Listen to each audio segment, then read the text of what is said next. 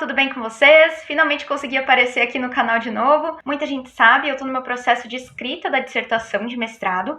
Na verdade, eu praticamente terminei ela, agora ela tá passando pelas correções finais e muito em breve eu vou defender minha dissertação, eu vou ser mestre, então eu tô bem feliz com isso. Mas eu consegui uma brecha para finalmente fazer mais uma resenha aqui pro canal e hoje a gente vai falar um pouco sobre o livro Pensando em Línguas, do James K. Smith, Contribuições Pentecostais para a Filosofia Cristã. Na verdade, eu pensei nesse vídeo em duas partes, uma comigo e a outra parte com o meu marido, porque ele é professor de filosofia.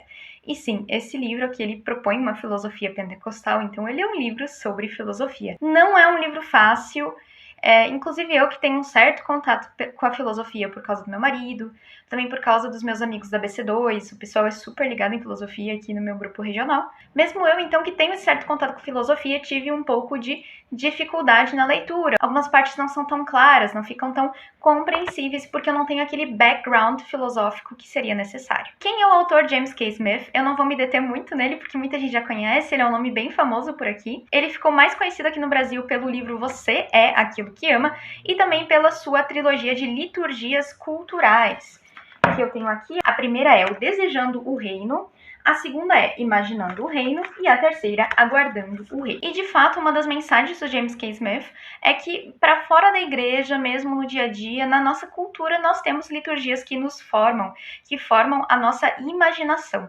E que a nossa cosmovisão, ela não é feita apenas de ideias, de pressupostos, de crenças, mas ela também é formada, moldada pela nossa imaginação. E também nós atuamos nela de acordo com o nosso corpo. Então, James K. Smith é um autor que dá bastante atenção para o corpo, né? Que nós não somos cérebros num palito, nós temos um corpo e nós atuamos no mundo a partir desse corpo. Para quem já conhece um pouco das ideias dele, esse livro sobre filosofia pentecostal vai fazer bastante sentido, especialmente na questão das narrativas, da imaginação e também do corpo. Mas mesmo assim, tem algumas partes bem complicadinhas de serem entendidas para quem, como eu, não tem todo esse background filosófico. Então vamos lá, gente, vamos falar um pouco sobre pentecostalismo e sobre os dons do Espírito. Primeira coisa que eu preciso dizer nesse vídeo é que eu não me identifico mais com o termo pentecostal. Eu me considero hoje uma carismática. Qual que é a diferença dos pentecostais e carismáticos? Para entender isso, é ideal vocês assistirem os vídeos do Gutierrez Siqueira ou ouvirem alguns BTcasts lá do Bibotalk, que são com o Gutierrez. Tem um BTcast bem interessante que é com o Gutierrez e com o Ângelo Bazzo, em que eles fazem uma breve definição, uma diferenciação entre ser pentecostal e entre ser carismático. Eu me considero carismática porque eu continuo crendo na atuação dos dons do Espírito Santo, porém, eu não creio, como eu acreditava antes, no batismo do Espírito Santo com a evidência inicial do falar em línguas. Eu considero que o Espírito Santo, sim, ele pode nos encher de uma maneira sobrenatural, mas eu não acredito que isso seja indispensável para todos os crentes, porque nesse processo, na minha trajetória com Cristo, eu conheci pessoas que eram usadas poderosamente por Deus e elas não tinham tido essa experiência de um batismo no Espírito Santo até onde elas entendiam. Então eu continuo crendo que todos os dons do Espírito Santo são para hoje, que o Espírito Santo continua atuando poderosamente no nosso meio. Eu oro em línguas. E como é que o James K. Smith ele entende o pentecostalismo nesse livro? Nesse livro, embora ele use o termo pentecostal, ele se refere a isso como um P minúsculo, ele diz. Ou seja, sob o título pentecostal, ele quer abranger os pentecostais clássicos, os da terceira onda, os carismáticos de igrejas históricas, ou seja, os continuistas. Ele fala que ele escreve sobre uma compreensão da fé cristã que admite a operação contínua do Espírito Santo de modo radical. Ou seja, aqui ele inclui todas as pessoas que admitem essa contínua operação radical do Espírito Santo no nosso meio. Pentecostais de terceira onda, carismáticos, pentecostais clássicos e assim por diante. Nesse caso, sim, eu me incluo naqueles pentecostais que o James K. Smith fala nesse livro. E aí, gente, como é que nasceu essa ideia para o Smith de uma filosofia pentecostal? Isso é bem interessante porque soa bem esquisito. A gente sempre pensa, ele mesmo fala, no pentecostalismo como uma coisa mais emocional, mais emotiva e menos racional. Mas aí que é interessante, porque o pentecostalismo teria muito a contribuir para a filosofia cristã. Ele fala então do Alvin Plantinga. Eu vou falar portuguesado, Plantinga, posso? Plantinga. Ele fala do Alvin Plantinga, tem um artigo dele chamado Conselhos aos Filósofos Cristãos. Na verdade, esse conselho para os filósofos cristãos foi o discurso lido por ele no dia da posse dele da cadeira de filosofia na universidade. Então, Plantinga ele fez esse discurso, que depois foi publicado sob o título Conselho aos Filósofos Cristãos. Inclusive, no meu grupo regional da BC2, no grupo da BC2 de Curitiba, a gente já trabalhou com esse texto do Plantinga. A BC2 ele tem esse artigo traduzido lá no site. Vou colocar aqui na descrição desse vídeo, vale muito a pena ler, porque quando a gente lê, a gente também entende um pouco mais da onde o James K. Smith tirou as ideias para uma filosofia cristã. O Plantinga é uma pessoa que inspirou muito James K. Smith para se tornar um filósofo cristão. E o que ele defende nesse artigo, entre outras coisas? Que os cristãos eles podem sim desenvolver filosofia a partir do seu compromisso cristão. Então a gente não acredita mais naquela filosofia neutra. Com isso, eles podem sim ter mais autonomia e coragem para fazer uma filosofia cristã. Claro, se vocês quiserem entender os pormenores, tem que ir lá ler o artigo, também não é tão simples assim. Mas, de uma maneira geral, dando aqui umas pinceladas. E aí, o James K. Smith vai mais além. Ele não só propõe essa filosofia cristã, ele propõe uma filosofia pentecostal. Diz que o pentecostalismo tem, sim, ideias a contribuírem com a filosofia cristã. E aí uma coisa importante a se saber, gente, é que o James K. Smith, ele não é teólogo, ele é filósofo. E algumas pessoas usam isso pra tirar sarro. Essas ideias e tal, tinha que ser um filósofo, ainda bem que não é um teólogo, blá, blá, blá, blá. Mas ele mesmo explica a diferenciação no livro entre teologia e filosofia. Primeiro, ele faz no livro uma diferenciação entre religião, espiritualidade de um lado, e de outro, teologia e filosofia. E aí ele pega uma definição do Wittgenstein, que a religião, a espiritualidade, as vivências da fé seriam como falar uma língua. Então, por exemplo, eu sou professora de alemão. Quando eu estou falando alemão, comparando, seria a espiritualidade, a fé, a religião. Porém, a teologia e a filosofia seriam a gramática dessa língua.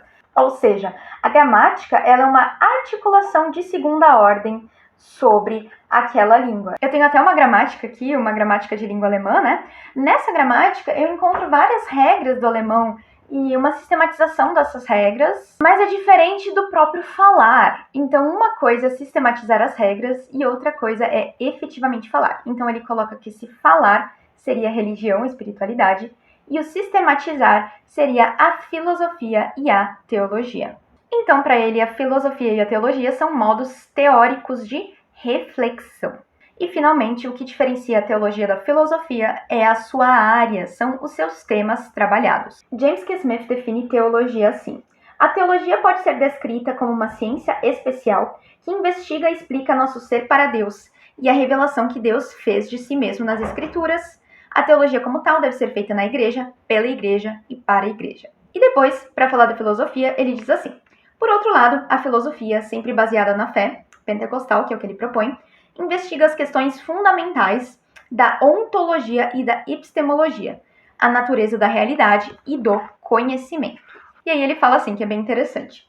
Enquanto o teólogo pergunta como podemos conhecer a Deus, o filósofo pergunta como podemos conhecer. Para o James K. Smith, o pentecostalismo, a pentecostalidade, eles têm muito a acrescentar a áreas de estudos cristãs da filosofia.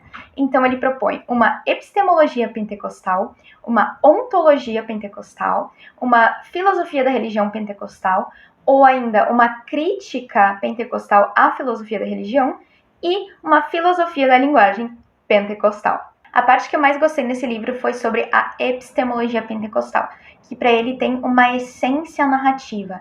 Então, se a gente vai no culto pentecostal, a gente ouve muitos testemunhos, muitas histórias. E para ele, é claro, isso forma a nossa imaginação, isso molda a nossa imaginação. E mais do que isso, nós pentecostais carismáticos, nós nos sentimos incluídos nas histórias bíblicas. O mesmo Deus que deu um filho a Ana, que foi Samuel, uma mulher infértil, o mesmo Deus que deu um filho a Ana, pode dar um filho a uma mulher infértil nos dias de hoje. E ele fala sobre uma mulher com testemunho que sim, ela era infértil, ela engravidou, graças a um milagre de Deus. E como isso está totalmente incluído na narrativa, o mesmo Deus que fez ontem pode fazer hoje com você também.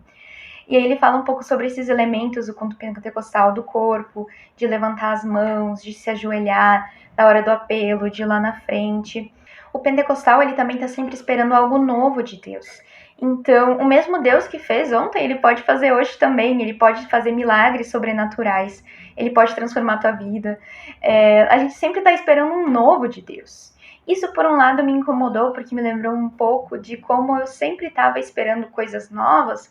E quando isso não acontecia nos cultos, eu ficava muito frustrada. Essa foi uma coisa que me incomodou um pouco no livro, porque lembrou um pouco do meu passado, do que eu já vivi. Mas hoje eu tô conseguindo trazer isso para um lado mais equilibrado. Eu espero que sim, Deus pode fazer algo novo, mas eu também espero que Deus pode me tocar e falar comigo na liturgia ordinária na vida, nas pequenas coisas da vida. Deus também atua e Ele também tá falando comigo nessas pequenas coisas. Aí ele também propõe uma ontologia pentecostal, ou seja, a gente tem muito aquela ideia que Deus criou o mundo e aí agora o mundo funciona por si mesmo. Ele fez as leis naturais e o mundo continua funcionando por si só, por essas leis que Deus fez. E vez ou outra, claro, ele tá aqui, Deus tá aqui no nosso meio, ele age, mas ele intervém na natureza. Então, quando a pessoa é cega, Deus vai lá e cura ela e ela passa a ver.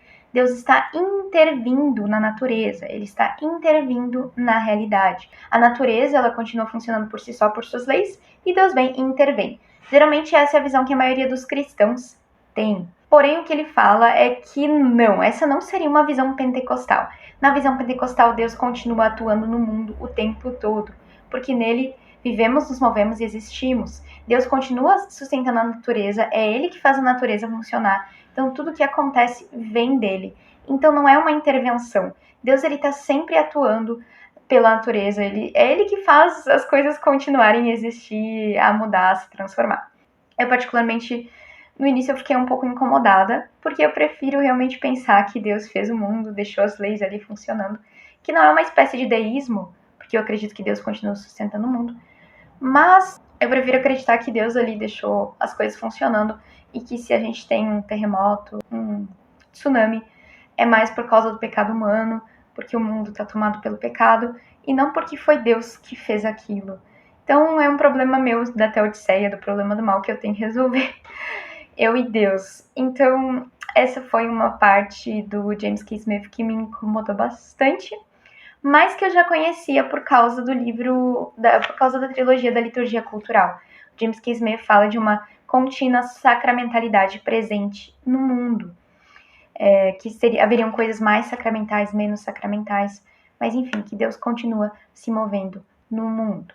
No capítulo sobre uma crítica pentecostal à filosofia da religião, o James K. Smith critica a filosofia da religião quando ela é muito feita de crenças e pressupostos, no sentido de ideias. Ele propõe uma filosofia que seja mais encarnacional, que olhe para os fiéis, que olhem para os crentes que têm corpo, que têm experiências, que vão aos cultos, que muitas vezes, na verdade, se entregam a Deus por atuação do Espírito Santo e sem entender porquê, sem entender como aquilo aconteceu, aquilo não é racional.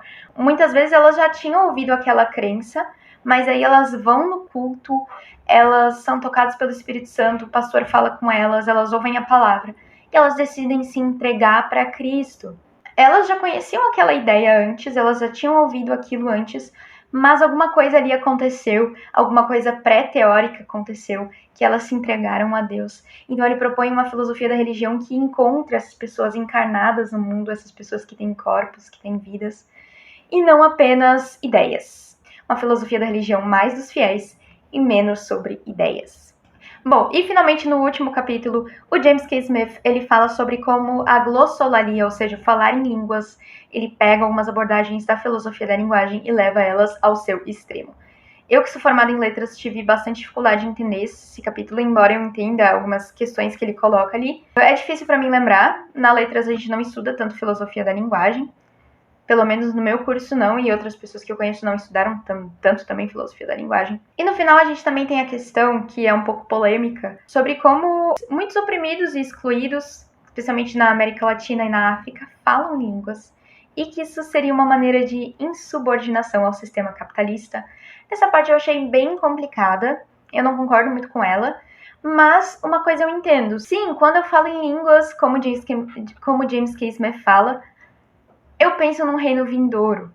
Eu me sinto parte de uma coisa muito maior que não é esse sistema aqui, eu não digo só do sistema capitalista, mas o sistema do mundo de uma maneira geral.